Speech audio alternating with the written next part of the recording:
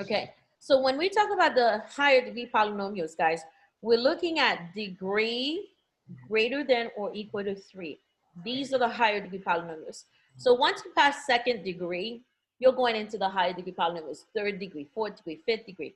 So when we look at higher degree polynomials, you have to recall back in chapter 1, guys, we did talk about the higher degree polynomials, but we're just looking for their zeros. So some of you may be asking the question, well, why are we doing this again? In this particular lesson right here, we are primarily looking at the graphing portion of the higher degree polynomials.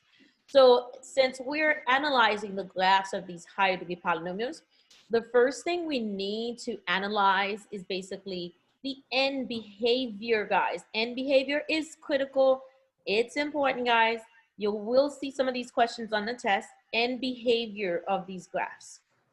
How does the graph behave on the right side, on the left side, as the values of x are increasing, as the values of x are decreasing? How is the graph behaving? What are the y values? Are the y values increasing? Are they decreasing? And so forth and so on. There are two things that determine end behavior. Number one, the leading coefficient, which I mentioned. I'm misspelling this, guys, so let me go ahead and rewrite that, okay? The leading coefficient, which I mentioned in the last video, and the leading coefficient is identified with the letter A. It is the number in front of the term with the highest power, okay? So with the leading coefficient, what are you looking for? Whether it's positive or negative. And then the second thing you look at to determine end behavior is the degree of the polynomial, the degree of the polynomial. Whether the degree is odd or even. Is the degree of the polynomial odd or is it even? So guys, what I've done is created a nice little chart for you. So we're going to analyze the chart so we can go ahead and get through this a bit more efficiently, okay? First, we're going to look at the degree.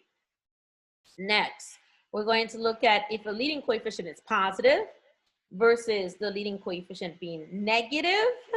And then, of course, we're going to look at the degree, whether it's even.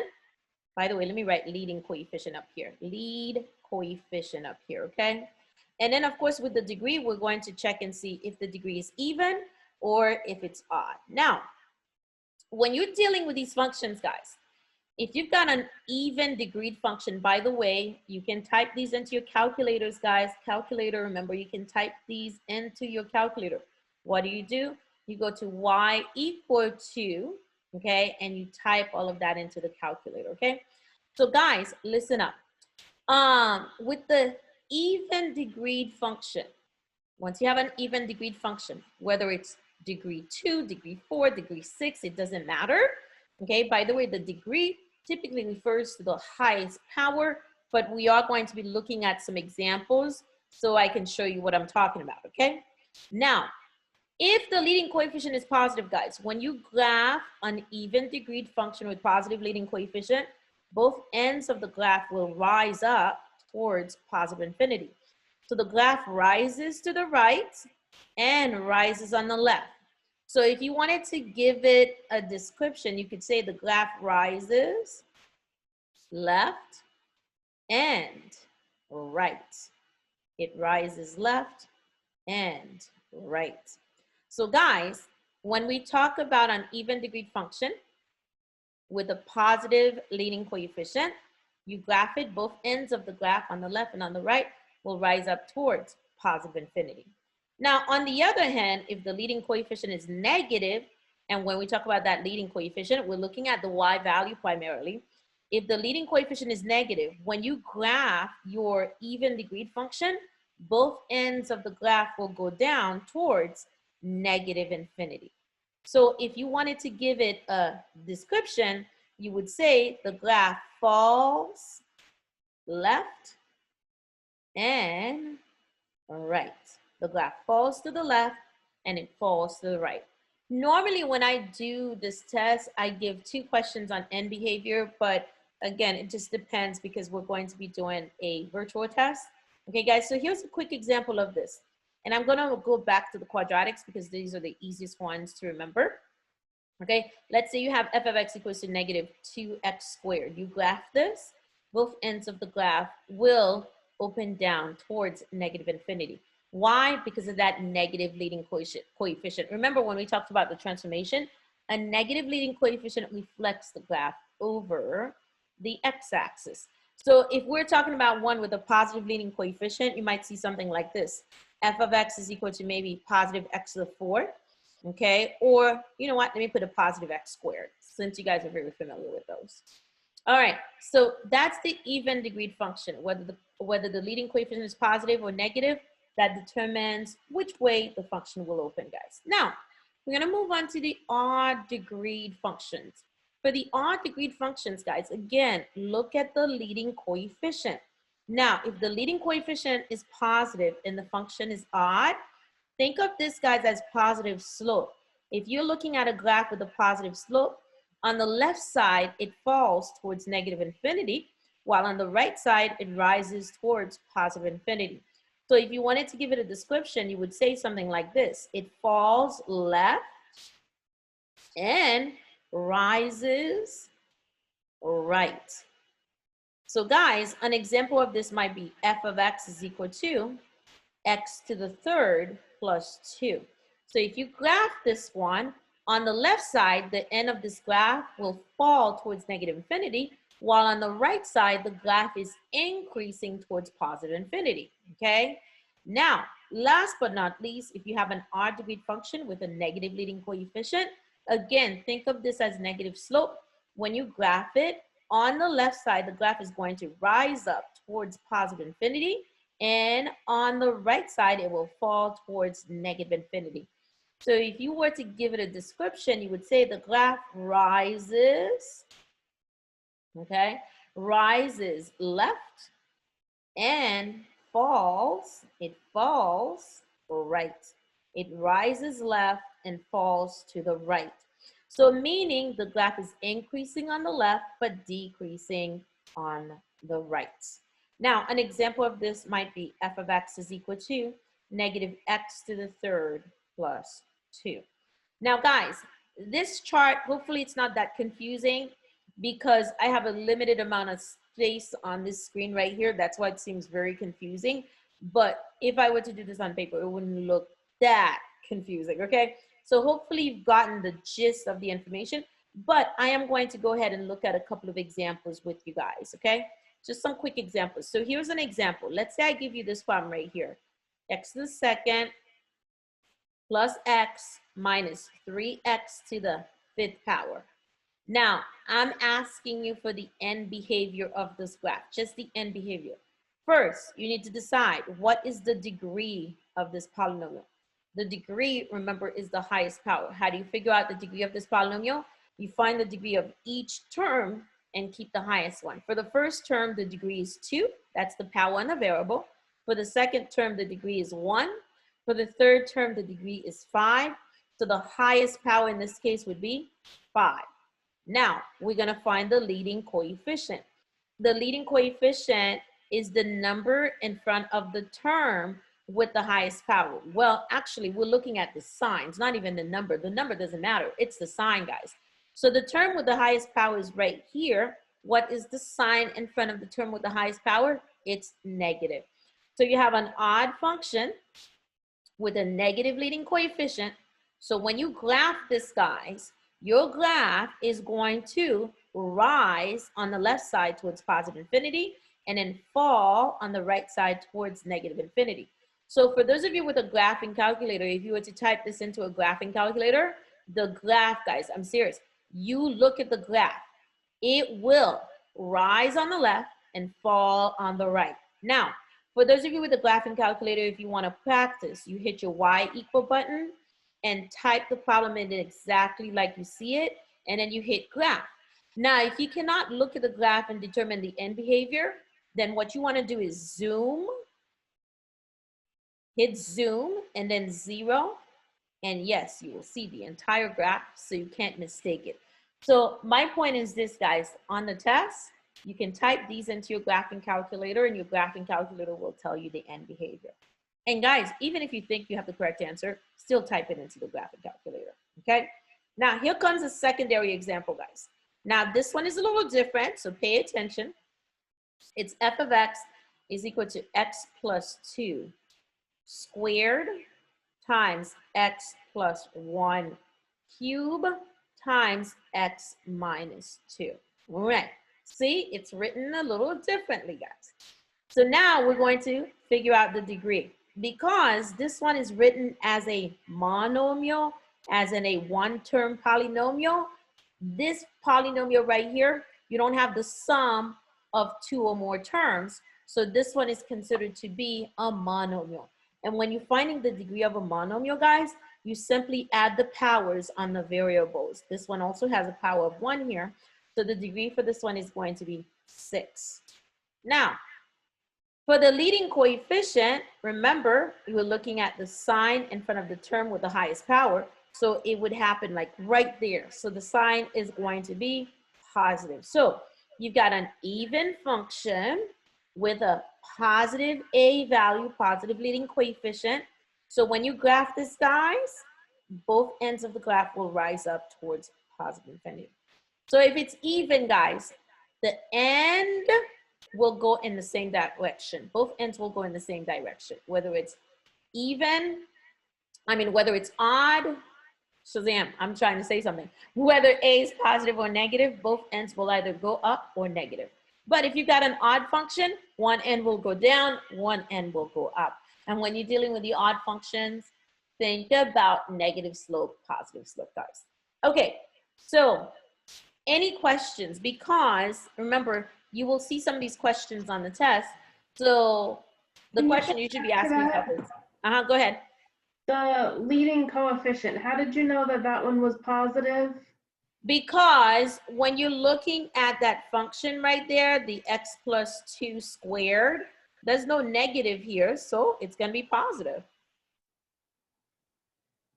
But the leading coefficient has to be the one with the highest degree. Yes. Okay. Well, if you're multiplying all of this together, I think this was the cube, this was x minus 1. Okay, so Jennifer, if you take x right here, this x right here, you square it, that's going to give you x squared. If you take this one right here, you cube it, that's going to give you x cubed. If you take this one right here, you multiply it out, you're going to end up with x to the 6. You see that? So essentially, if we were to multiply out all of these binomials together, the highest power will be the 6th power. And in front of that term, what do you have? A positive. But you don't have to do all of that. You can just look at this, okay? So if the last one, like x minus 1, if that one was negative x minus 1, that then would you would end make up it with a negative. Okay. Yeah. All right. All right, guys. So next part, guys. Finding the zeros of these polynomials. Remember, this is all about graphing. So now that we know the end behavior of these graphs, next we're going to have to find the zeros of the polynomial. What are the zeros? The zeros are those x-intercepts, guys. The x-intercepts, the roots, okay, the solutions, those are all the same thing. Now remember, we did this back in chapter 1. So the first step is to set the polynomial equal to 0. Set the polynomial equal to 0. Next, you want to factor the polynomial. Most of them are factorable, guys. Factor the polynomial. And then use the zero product property to set each factor equal to 0 and solve. Set each factor equal to 0 and solve. Now, that's the part we did before. So what is going to separate this, guys, from what we're doing now? Here's the distinction, guys. We're going to go to a step 4. Step 4, once we figure out the 0, we're going to have to state the multiplicity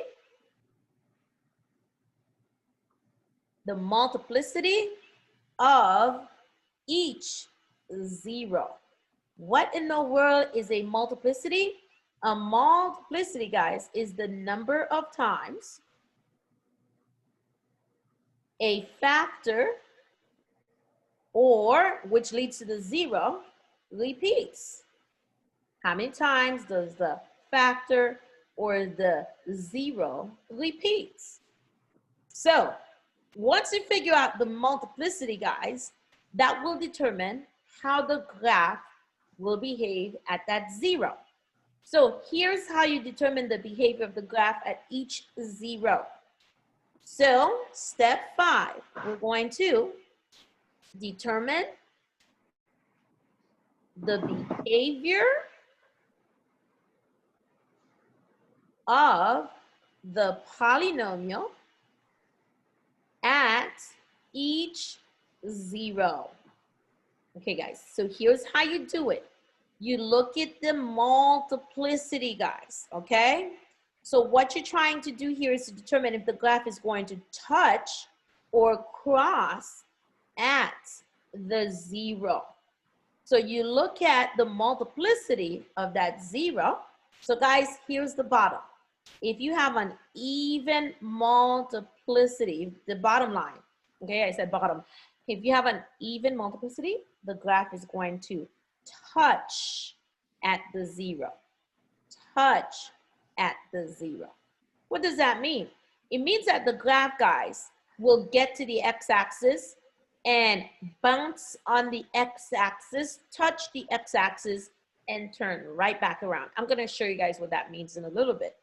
However, if you have an odd multiplicity, and an odd multiplicity, we're looking at 3, 5, and so forth and so on, okay? The graph is going to cross at the 0.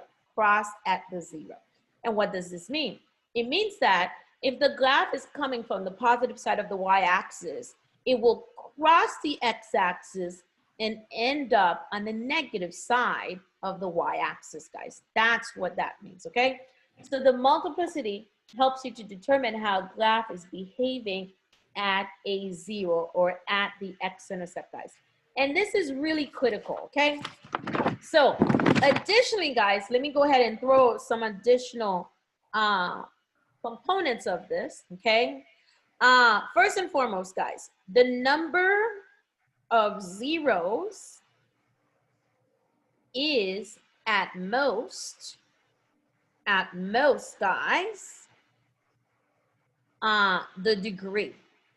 And the degree, I'm going to refer to it as n. So whatever the degree of the polynomial is, the number of zeros is at most n. I'm going to just put that in there, okay? The degree of the polynomial. The number of turning points, the number of turning points of your graph, the number of turning points of that particular graph, guys, is at most, remember I just referred to the degree as n, so at most n minus 1. The number of turning points is at most the degree minus 1. So if you have a 4th degree polynomial, guys, the maximum number of turning points you could have is 3. So now I am going to go ahead and look at an example with you guys, and I am going to do 2 precise examples with you, so pay careful attention. There's a lot of information here, guys. So here's the first one. F of x is equal to negative x to the 4th plus 4x squared. So guys, first and foremost, what's the degree? Can anybody tell me that? What's the degree of this polynomial? What's the degree? 4. 4, the highest power. Okay, next, the leading coefficient. Is it positive or is it negative? Negative. It's negative, okay? So already you should have a mental picture. You should be brainstorming what the graph is going to look like. You know it's a 4th degree polynomial, leading coefficient is negative. That means both ends of the graph will fall down towards negative infinity. So that gives you a ballpark figure of what your graph should look like. So once you start graphing, oh, both ends of the graph have to go down towards negative infinity. I need to make sure of that.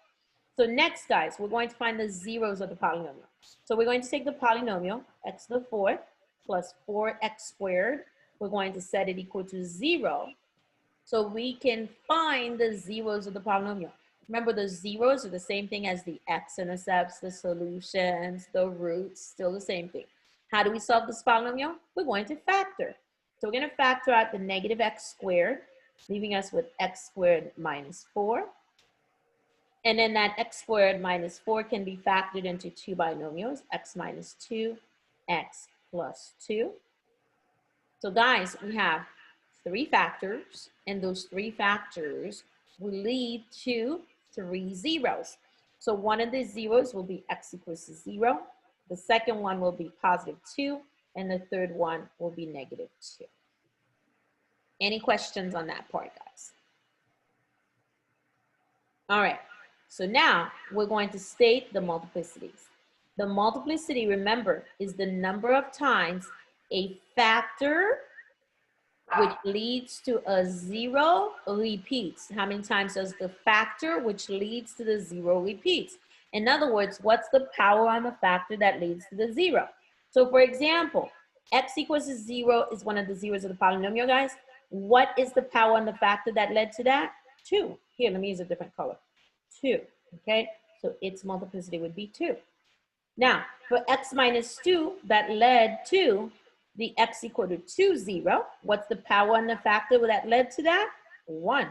Same thing with the negative 2. The factor that led to negative 2 is x plus 2. Its power is 1. That's the multiplicity. Now, we have to decide, is the graph going to cross? Is it going to touch? Based on the multiplicity. If the multiplicity is even, the graph is going to touch at the 0. So the graph will touch at x equals to 0. If the multiplicity is odd, the graph is going to cross at the 0.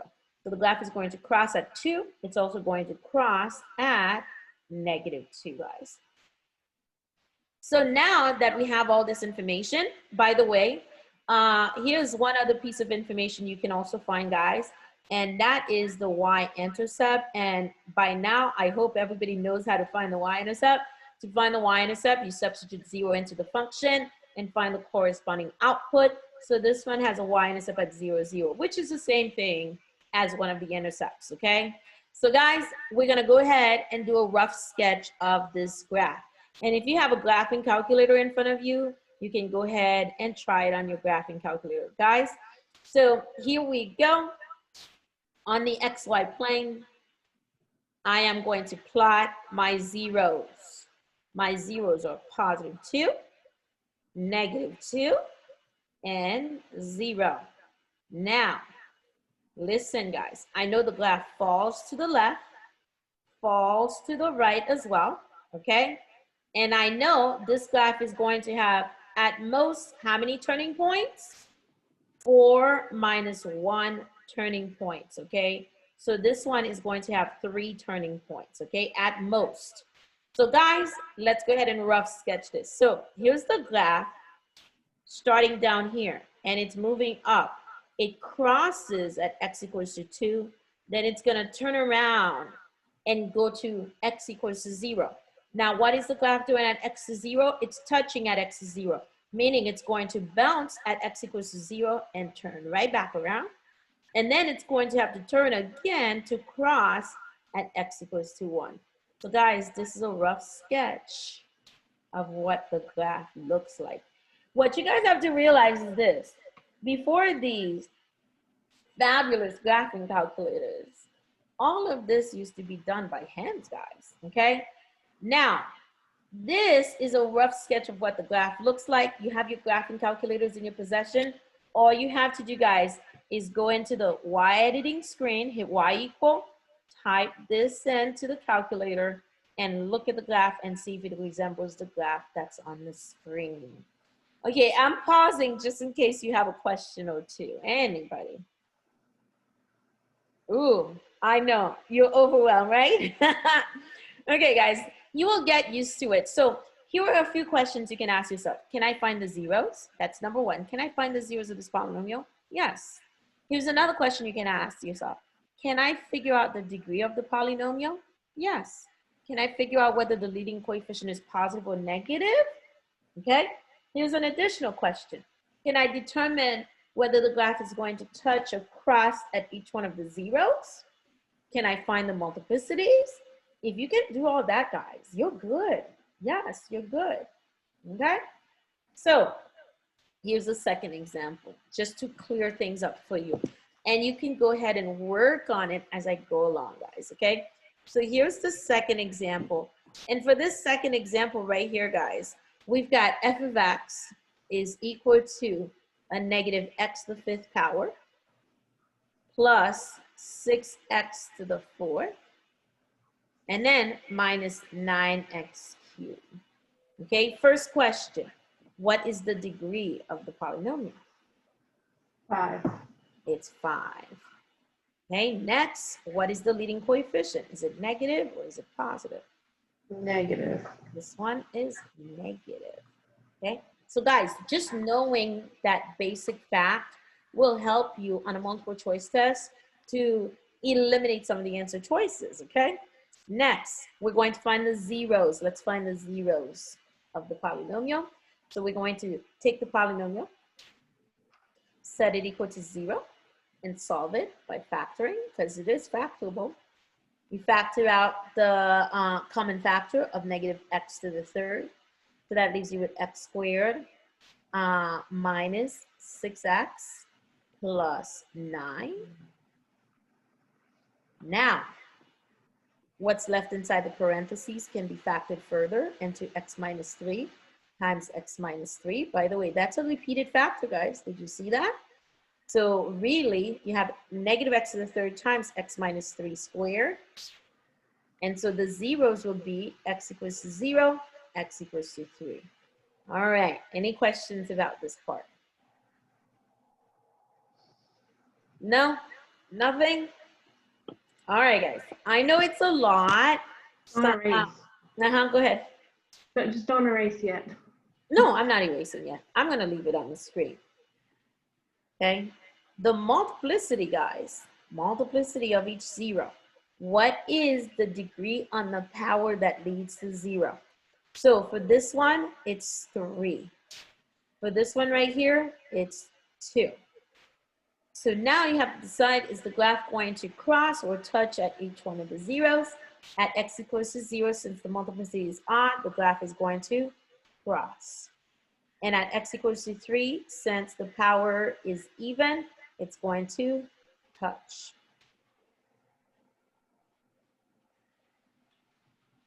All right, guys.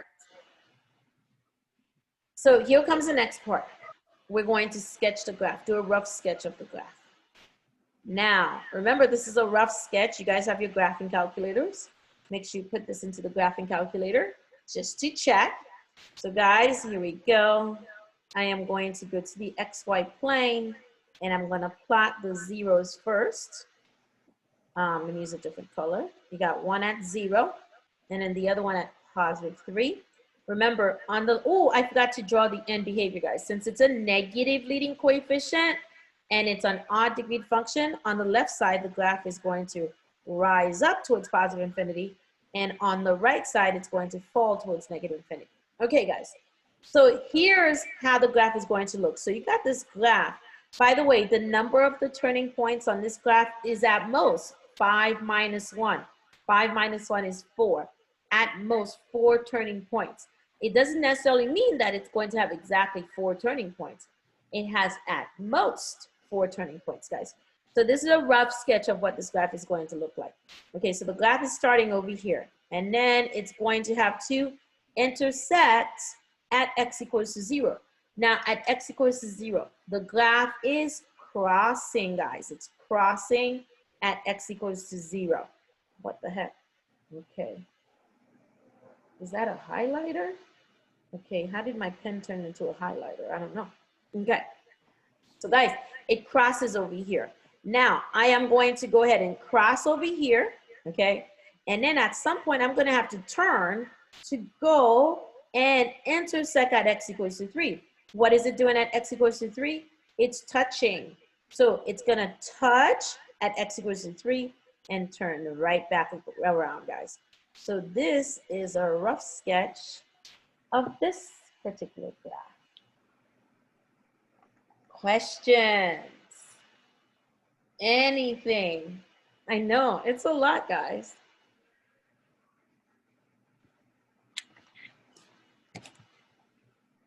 All right, guys. Here's another part that you should be aware of with these functions. given, and I'm going to go straight to it, f of x is equal to x to the fifth minus x to the third minus 1, we have to determine if there is a 0 between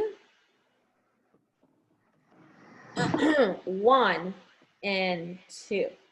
So given this function right here, guys, they want you to determine if there exists a 0 between these two given values of 1 and 2.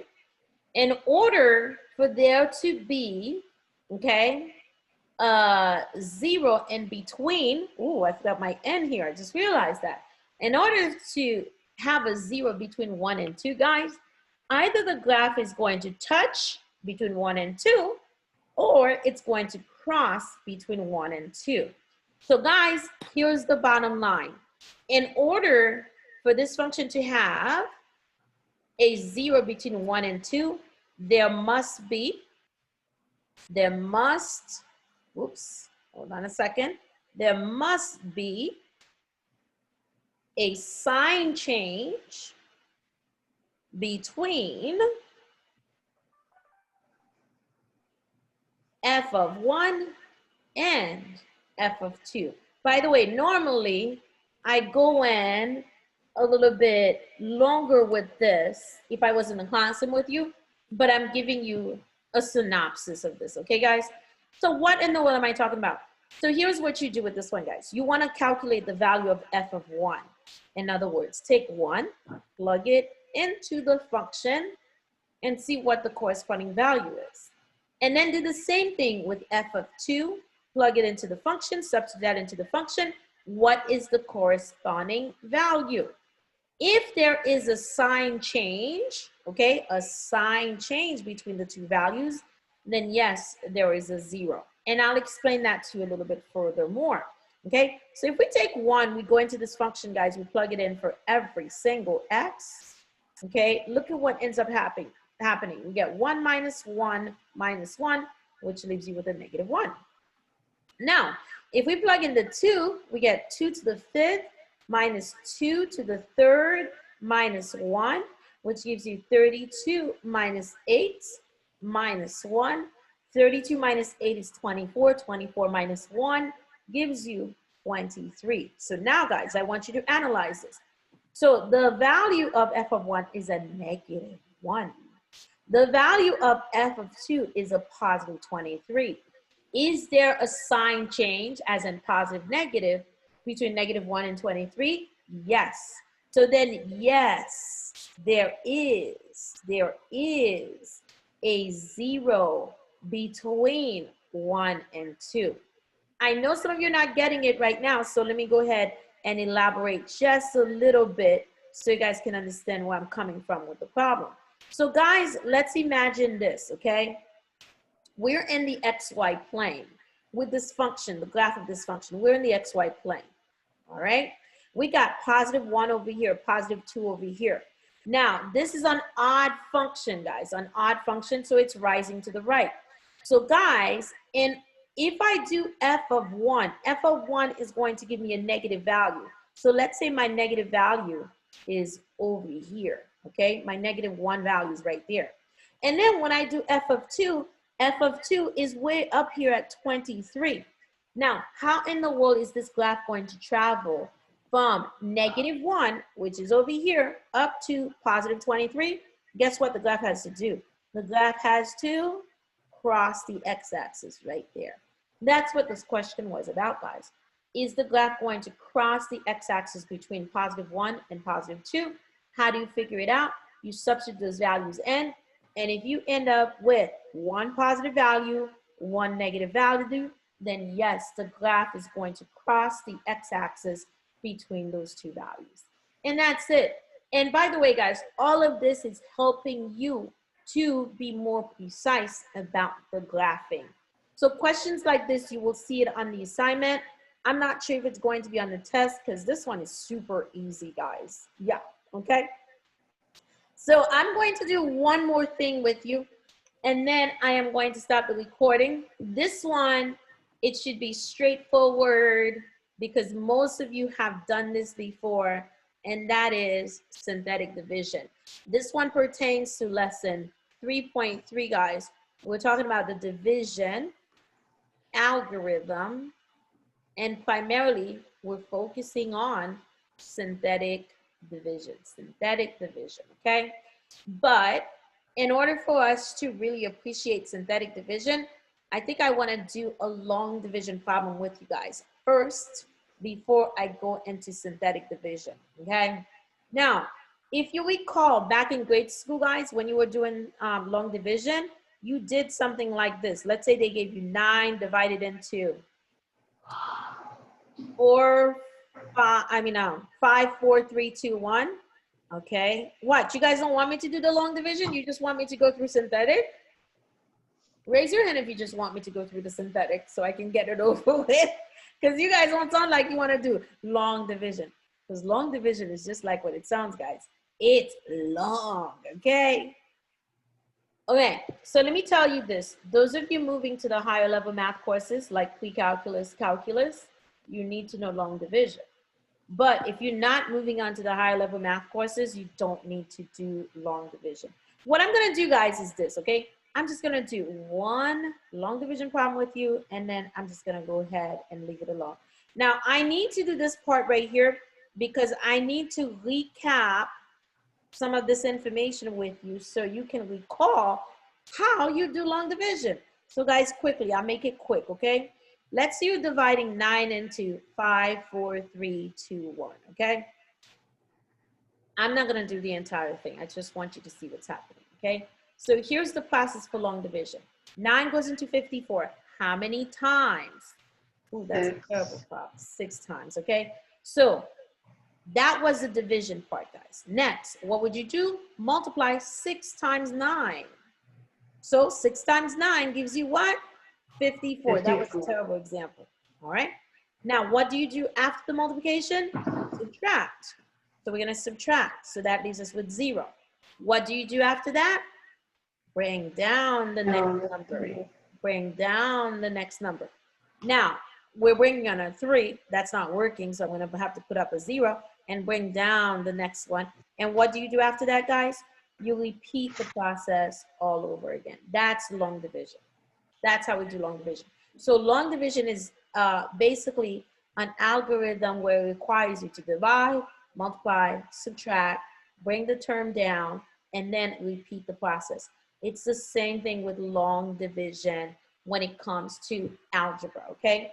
So here comes the division algorithm, guys. So pretty much you take a polynomial. We're going to call it P of X.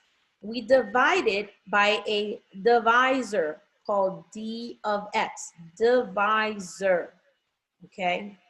This is the polynomial up here.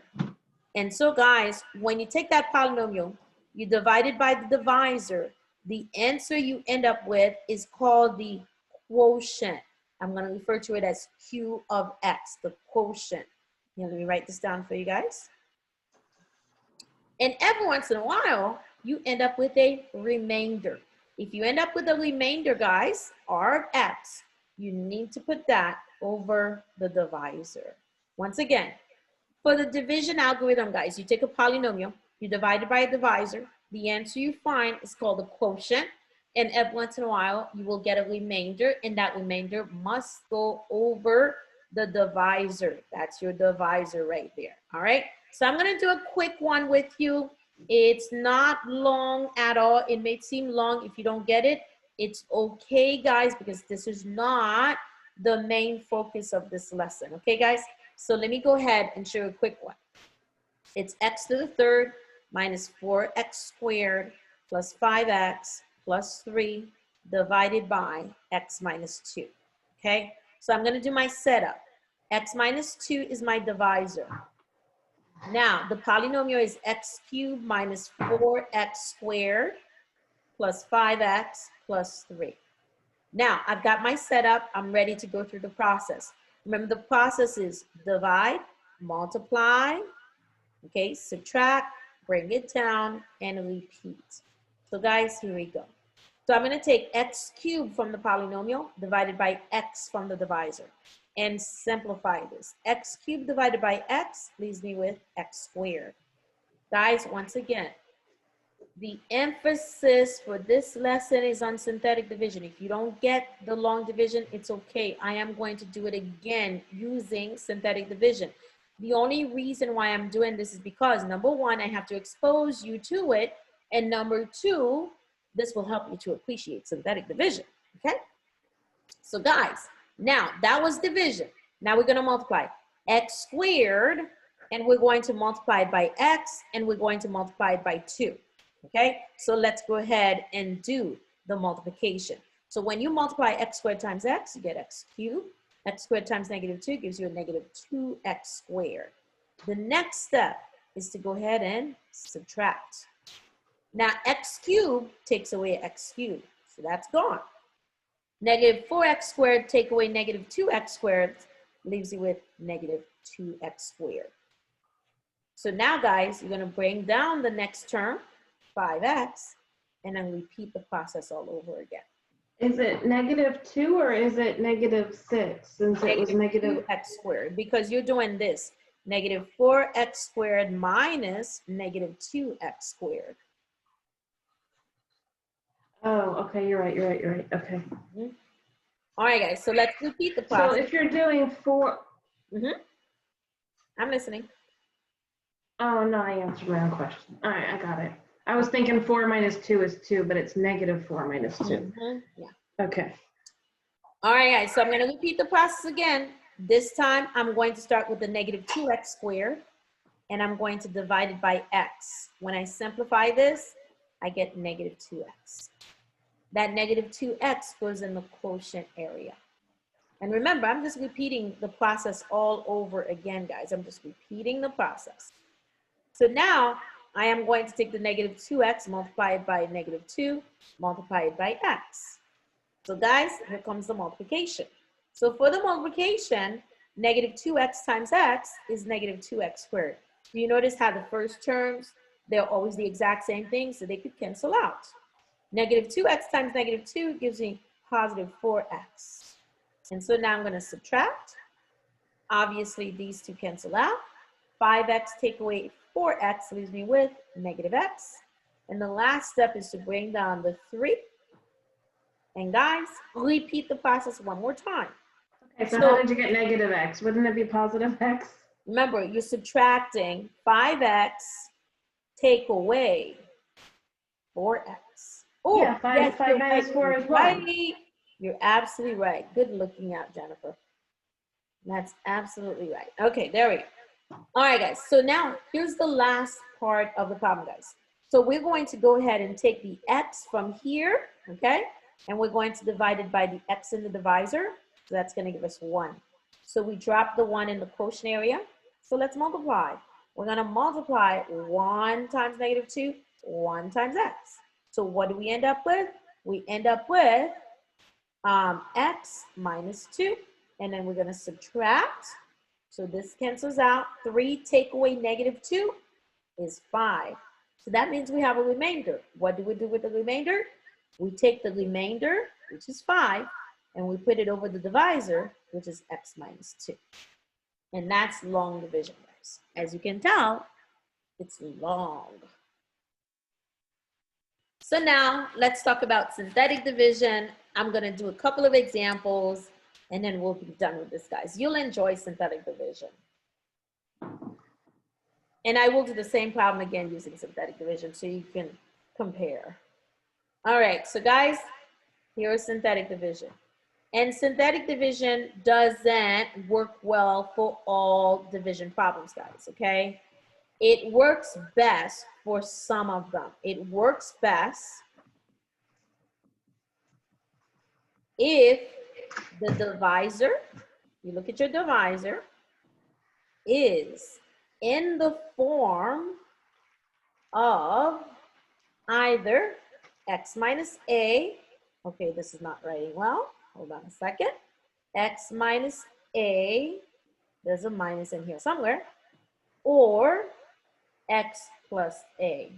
So guys, once again, In order to do synthetic division works best if you have a divisor that is in the form of x minus a or x plus a. If it's not in this form, guys, if the divisor is not in this form, then you cannot carry out synthetic division, okay? It would be very difficult to do so. So here's the process for synthetic division, guys, and I will go through an example with you guys. So step number 1 is to find the divisor. Find the divisor. Now, to find the divisor, you simply do this. Set the divisor equal to 0 and solve. Okay, guys, what in the world am I talking about? Now, here's what I'm talking about. In the last problem, the divisor was x minus 2. You set it equal to 0 and solve, so x would equal to 2. But guys, seriously, you can eyeball this, and all you're looking for is what value makes this equal to 0. That's your divisor. What number minus 2 makes the divisor 0?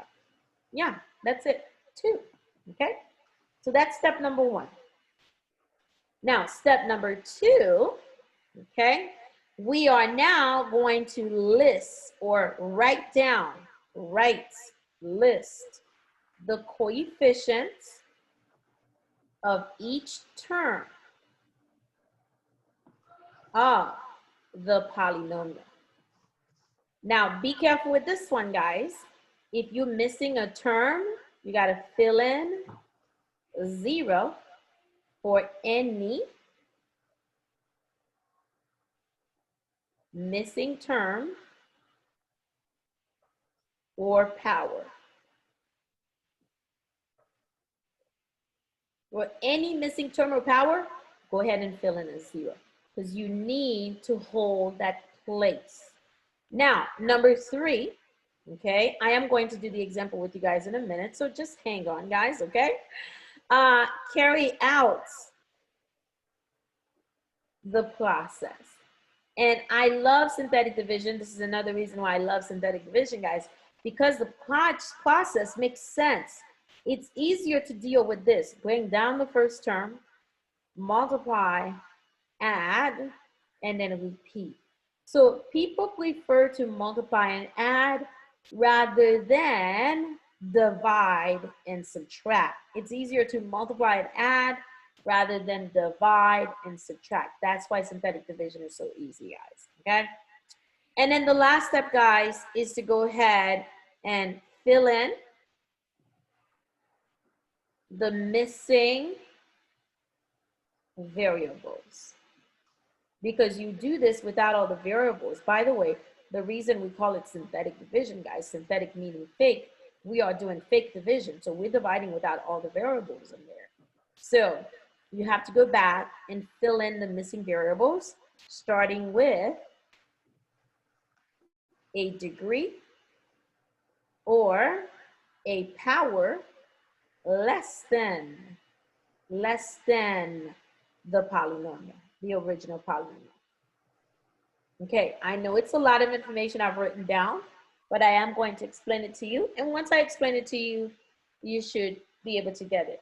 And just like with long division, if there's a remainder, the remainder always goes over the divisor, guys.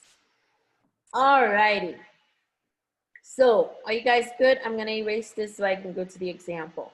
And I'm going to do the same problem we did earlier. All right, so I'm erasing all of this. If you miss anything, remember you can always go back over the video, guys. So here's the question, the problem. X cubed minus 4x squared, same problem from earlier, plus 5x plus 3. And the divisor was x minus 2. All right, guys, so here we go. For synthetic division, we got to do the setup, guys. The setup is this. You have this backwards capital L over here. You find your divisor. What number makes the divisor equal to 0? Positive 2. So that positive 2 goes inside this backwards L. Now, in some textbooks, you will see it like this. The L will go forwards and the 2 will go right there. It doesn't matter how you do it, guys. It doesn't matter. All right. So now we're going to list the coefficients of each term of the polynomial. So the coefficient of x to the third is 1. The coefficient of x squared is -4. The coefficient of x is 5. And then the constant term, 3. You want to leave some space and draw a line. So now I'm going to carry out the process. And remember the process is, guys, bring down the first term, the first number, multiply, add, and repeat. Repeat the process, okay? So guys, here we go. Drop the 1 below the line. Now you're going to take the 1 and multiply it by 2, multiply it by the divisor.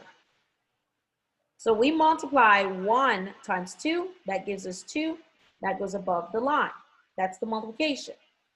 So now you're going to add -4 plus 2, that's -2. We're going to repeat the process. So now we're going to take -2, multiply it by 2. And then we're going to drop it over here. -2 times 2 is -4. We add 5 plus -4 is 1.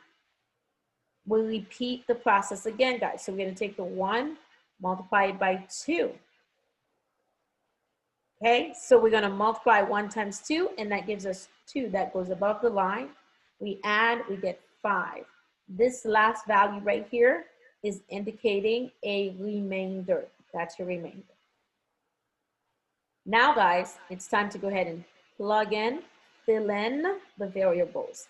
The original polynomial was a 3rd-degree polynomial. When you start filling in the variables, you want to start with a degree or power less than the original polynomial.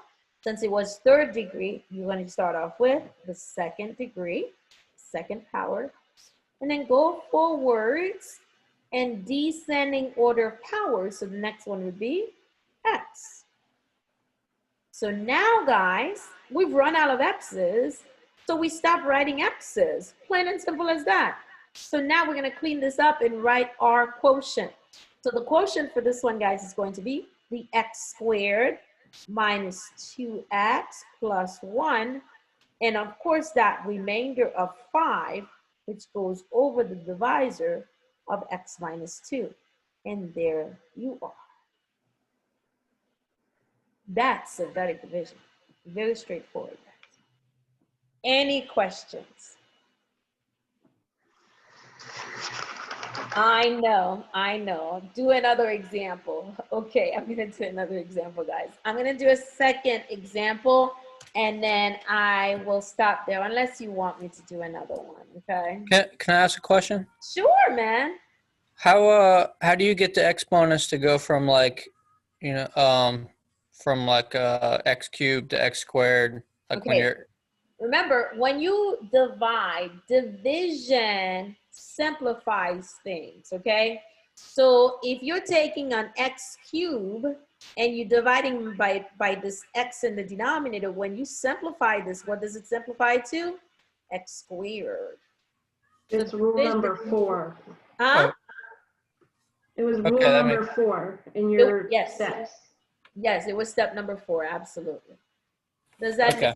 Okay. That makes sense. Thank you. So remember, guys, division makes things smaller. It's simplifying things, okay? That's what division is about. And of course, for these problems, you can't have an x to the third, because if you were to take the divisor and multiply it by the quotient, and the quotient had an x to the third, it wouldn't work out. So if you were to take x minus 2 multiplied by x cubed, that's going to give you x to the 4th, and that's not what we started with. The answer has to make sense within the context of the problem. So if you back check it, it wouldn't work out. All right, guys. So here's the next example. And for this one, be careful with it, okay? It is x to the 5th power plus x to the 3rd minus 2 divided by x minus 1. So the first thing you should notice is that we skipped several powers. There are several powers missing from the problem. We're going from the 5th power down to the 3rd power. So because we have so many missing powers, we're going to have to fill in zeros to hold their place value. So here's the setup, guys.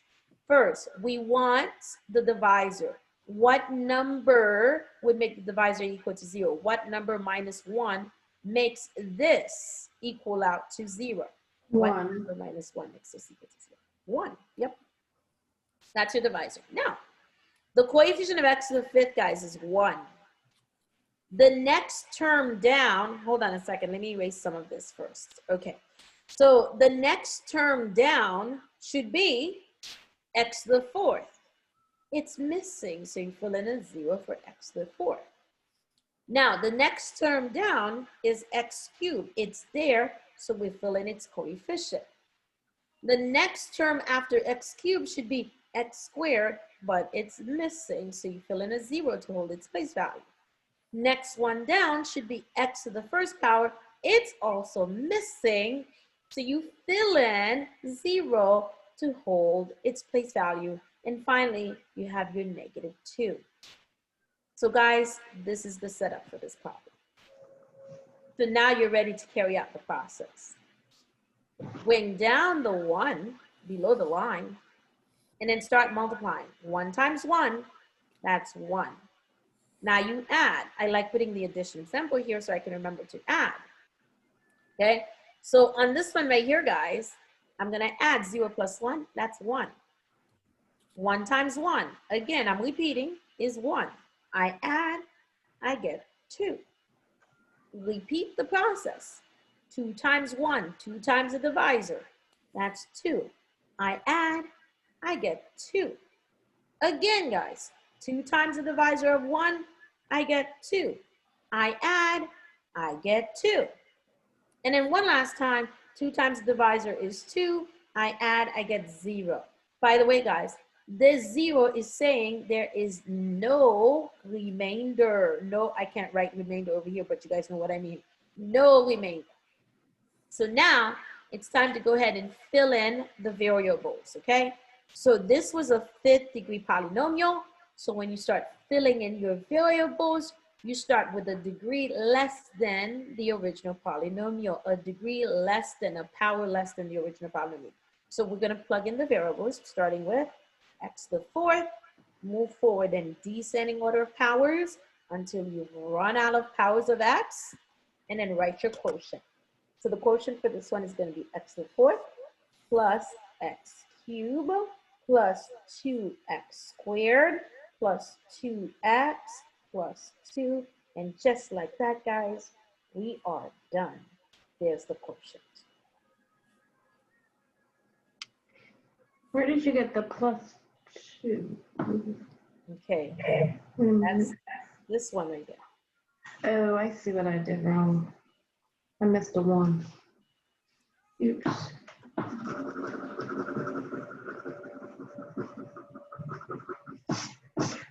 All righty, guys. So one last thing I need to say, and then I will stop the recording. And this one is referred to as synthetic substitution. Synthetic substitution, and again, I'm summarizing all of this for you. Synthetic substitution basically leads to the remainder. Synthetic substitution leads to the value of the remainder, guys. And it's just like what it sounds, okay? Just like what it sounds. It leads to the value of the remainder. Now, why is the value of the remainder so important? Here's why, guys. If the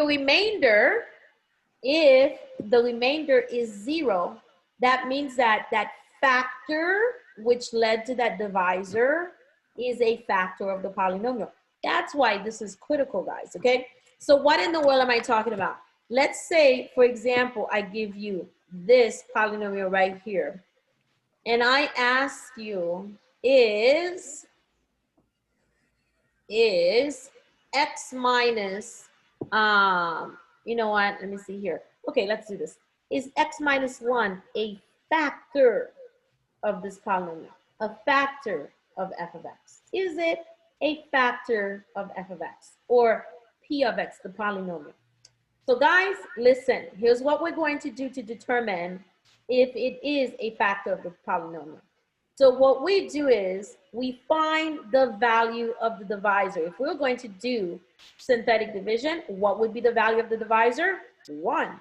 So we take 1, we plug it into the polynomial, and this will lead us directly to the divisor. Now, how are we going to determine if x minus 1 is a factor? Well, if we work this out and the value of f of 1, okay, using synthetic substitution is equal to 0. Uh-huh. You have a question? You sure? Okay. So guys, once again, for synthetic substitution, all we're doing is plugging in the value of the divisor if we were to do synthetic division into the polynomial, in this case, positive 1 into the polynomial. We work it out to see if it produces 0. And if it gives us 0, then yes, it is a factor of the polynomial. So guys, let me summarize this for you. Is a factor. I'm going to summarize this for you. So let me finish writing this and I'll summarize it on the next screen. So if you are given a binomial factor and the question comes up, is this factor a binomial? If you're given a binomial, is this binomial a factor of the polynomial? What you do is you use synthetic substitution by finding the value, okay, of the divisor with synthetic division and plug it into the polynomial. If the value comes out to be 0, okay, which means the remainder is 0, then yes, it is a factor. If it comes out to be anything else other than 0, then it's not a factor. So let me go ahead and write this down for you guys. If x minus a, guys, is a factor of a polynomial, all right, then that means, then this means x equals to a, or f of a in this case, will equal to 0. So the bottom line is, if you have a binomial factorized, okay, you find the value of a, okay, plug it into the polynomial. If it gives you a value of 0, okay, which is also the remainder, then yes, that binomial is a factor of the polynomial. And guys, it is an easy process. You can even go ahead and test it out yourself. Like if we were to take this problem right here, x to the 4th, and carry out synthetic division with it, x to the 4th plus 5x cubed minus 6, divided by the x minus 1. Let's carry out synthetic division with it. Let's see what the remainder would look like. Your value would be 1, okay, the value of the divisor, and then the coefficients of x to the 4th would be 1, coefficient of x cubed would be 5, x to the 2nd is missing, x to the 1st is missing. Here, let me write this down for you guys. And then you have negative 6. Now, if we carry out the process, guys, drop the 1. 1 times 1 is 1. We add, we get 6. 6 times 1 is 6. We add, we get 6. 6 times 1 again is 6. We add, we get 6. 6 times 1 again is 6. We add, we get 0. Did you guys see that? That's the remainder. Because that remainder is 0, that means x minus 1 is a factor of this polynomial right here. Yes. And if you have a factor, that means that you can solve the problem, guys. You can solve this higher degree polynomial and find the remaining solutions, which is what we're going to discuss next time. So I'm going to stop right here, and then I will go ahead and take your questions, your personal questions from the assignment. All right, guys.